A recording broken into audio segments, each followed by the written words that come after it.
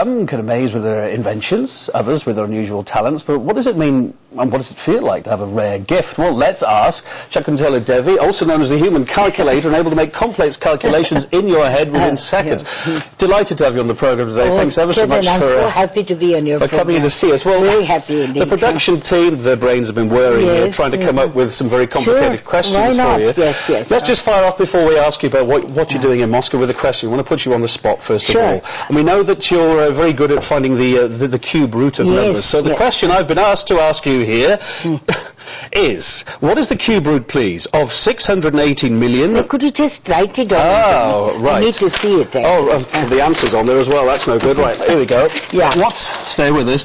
What is the cube root of that number? 618 million. No, just 1 minute. Let me see it as it is. The brains are whirring here. Just there appears to be, how many digits? That's 1, 2, 3, 4, 5, 6, 7, 8. Okay. There seems to be some mistake in the way they have calculated the number. Oh, right. But it should be 852. Okay. So what do you think? So we don't know what the answer is. But anyway, let's ask you another question. Yeah. Let's ask you another question. Yeah. We also know that you're very good on dates. Yes. Now, we want to know what day RT, this channel, launched. Now, it was in 2005. It was in December. 2005. 2005 was the year. Yeah. The date was December, and the day was the 10th. Now, what day? Saturday. How do you know that? Let me see the cube root once again. The cube root, they have left out 1 digit somewhere. Production team for you, eh? Did they take the numbers 852 or something? Do you know, I don't know. Yes. What I want to ask you...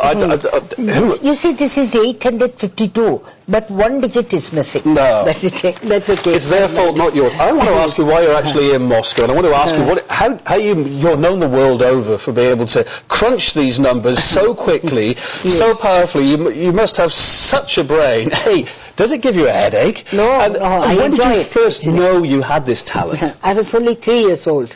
I was too young even to know I had a special talent, you know. And I gave my first show on the BBC when I was 14. Something similar happened on the BBC, would you believe it? That they had also made a mistake in the question. I pointed out. And then, the thing is, now I can speak English. At that time, I couldn't even speak English. And then, what happened? The same thing happened. But I said, somewhere along the way, you have made a mistake. You see, she should come and work for us. Then you know what happened? Then they said, okay, no, we've got to do the other show. I said, no, I'm not leaving here until you check this number. You know? They checked the number. They found I was right and they were wrong. Catch our producer. She'll have a chat to you later. Okay. No, but in all seriousness, this amazing gift you've had, how does it help you in day-to-day life? Well, first of all, I've been making a living, entertaining people with numbers. Then you will ask me, what's the use of seeing your show? How does it help? First of all, it's very inspiring for school children.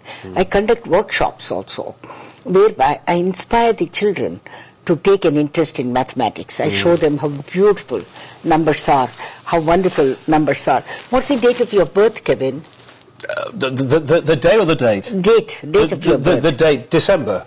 Month is December. December. Year? 1966. Okay, date? 17th. Saturday. I didn't even know that myself. I'll have to check that one back. I'll come back to you. Yes. You were born on a weekend. You were born on a weekend.